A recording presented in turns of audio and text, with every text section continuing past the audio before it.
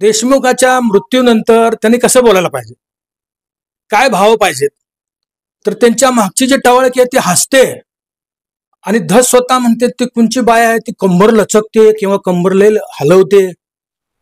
ते त्यांना एक मस्ती आलेल्या आणि हे मस्तीच्या पोटी कोणत्या वेळेला कोणतं भाष्य करावं हे समजत नाही. पहिल्यांदा तर संतोष देशमुख आणि परभणीचे सोनवणे आणि कल्याणच्या आमच्या ताई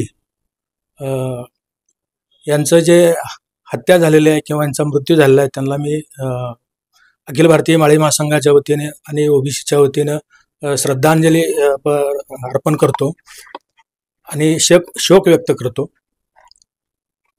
तर जे धस आहेत हे आमदार आहेत, एक लोकप्रतिनिधी आहेत आणि संतोष देशमुख यांचा जो निर्गुण हत्या झालेली आहे, खून झालेला आहे आणि याच्यावर भाष्य करताना हा जो आमदार धस आहेत यांनी प्राजक्ता माळी असतील, रश्मिका नंदाने असतील किंवा सपना चौधरी असतील, अशा ज्या आमच्या सिने तारका आहेत, आमच्या ज्या कलाकार आहेत, यांच्यावर अर्वाच्य भाषेमध्ये टिंगलटवाळी किंवा त्यांची थट्टा मस्करी केलेली आहे किंवा हा धस या देशमुखाच्या मृत्यूनंतर त्यांनी कसं बोलायला पाहिजे, काय भाव पाहिजेत, तर त्यांच्या मागची जी टवळकी आहे ती हसते आणि धस स्वतः म्हणते ती कुंची बाय आहे ती कंबर लचकते किंवा कंबरले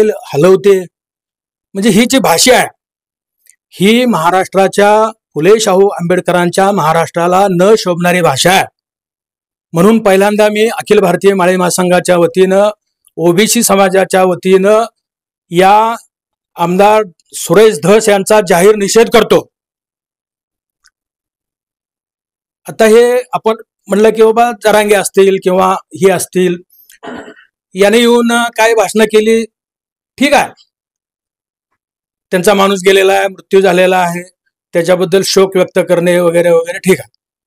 परंतु बीडमध्ये जो परवा मोर्चा निघाला होता तो काय मराठा समाजाचा नव्हता किंवा देशमुखाचा नव्हता किंवा पाटलाचा नव्हता, तो सर्व समाजाच्या भावना होत्या आणि सर्व समाजाने असं म्हटलेलं आहे की अशी प्रवृत्ती पुन्हा होऊ नये यासाठी हा प्रचंड मोर्चा हा सर्व समाजाने मिळून घेतलेला होता. परंतु त्या ठिकाणी जरांग्याचं भाषण असेल, जरांगे म्हणला मी समाजाच्या मागे आहे, माझा समाज मराठा समाज काय सांगेल ते मी ऐकतो.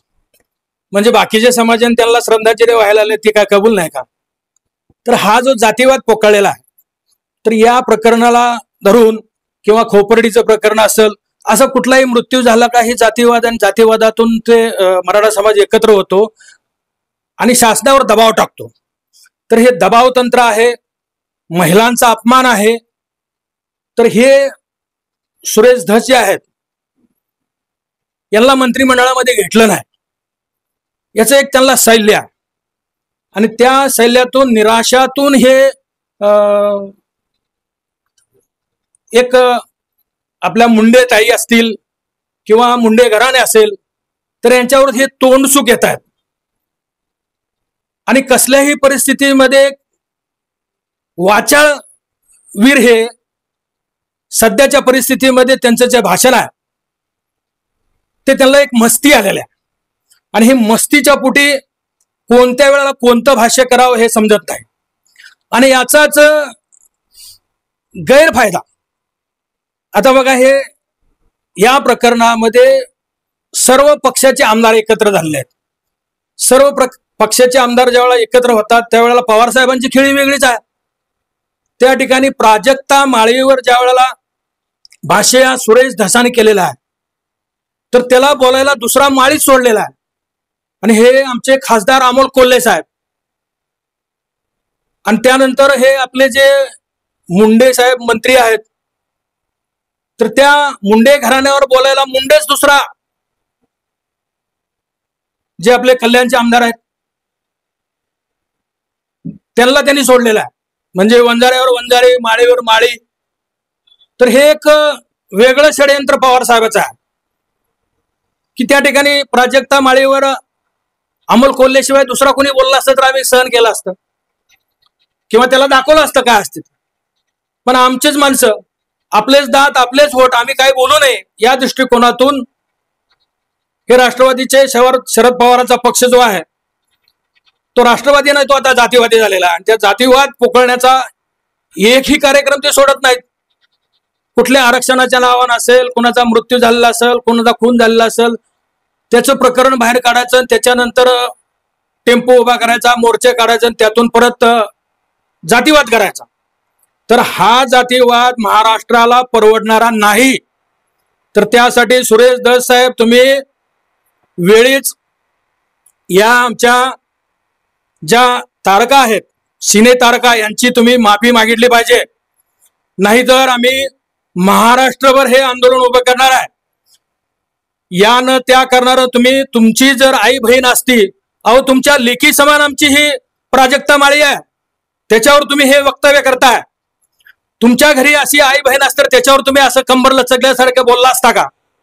ती एक कलाकार आहे. कलाकार म्हटलं का कुठल्याही गावात जाणं, कुठेही कार्यक्रम करणं, किंवा त्याला राजे आश्रय मिळाल्याशिवाय मोठी मोठी कामं किंवा मोठे मोठे कार्यक्रम होत नसतात, इव्हेंट होत नसतात, किंवा त्याला आश्रय असल्याशिवाय कुणी, नाहीतर सगळेजण त्यांना मग दबाव टाकून त्या कार्यक्रमाचा उधळपट्टी करतात किंवा त्यांची टिंगलटवाळी करतात. तर त्या प्रेक्षकापेक्षा जास्त टिंगलटवाळी ह्या सुरेश धस आमदारांनी केलेल्या आहे. आणि बाजूची माणसं त्याचे हसतायत आणि बाईक देतायत. आमच्या संतोष देशमुख यांचा खून झालेल्या प्रकरणी तर हे निंदाजनक आहे, महाराष्ट्राला न शोभणारे वक्तव्य आहे. तर वेळोवेळी हे आमदार सुरेश धस यांच्या मनामध्ये माळी समाजाचा द्वेष आहे. कारण त्यांच्या समोर जो उभा राहिलेला आता जो आमदारकीच्या निवडणुकीमध्ये आमचे धोंडे होते ते माळी समाजाचे होते, म्हणून हे माळी समाजालाच त्यात गुंतवण्याचं काम. ऍक्च्युली हा देशमुखाच्या खून प्रकरणामध्ये प्राजक्ता माळीचा काय संबंध आहे? कुठलाही संबंध नाही. प्रकरण काय आहे, कशाबद्दल बोलताय, ह्याचं भान सुरेश धस यांनी ठेवलेलं नाही. या देशमुखाचं मृत्यू प्रकरण आहे हे धसास लावण्याचं काम त्यांनी करायला पाहिजे होतं. ते न करता दुसरं प्रकरण आपल्या अंगावर उडवून घ्यायचं जे काम केलेलं आहे. तर माझं शासनाला विनंती आहे, हे भाजपचं सरकार आहे, हे भाजपचं सरकार आपली लाडकी बहीण आणि ह्या लाडक्या बहिणीचा अपमान करणार तुमचाच आमदार या ठिकाणी येतोय ना. तुमच्या ज्या लाडक्या बहिणीसाठी तुम्ही योजना तयार करताय, दुसरीकडे आमच्या लाडक्या बहिणीचा अपमान करायचं काम करताय, हे आम्ही खपवून घेणार नाही.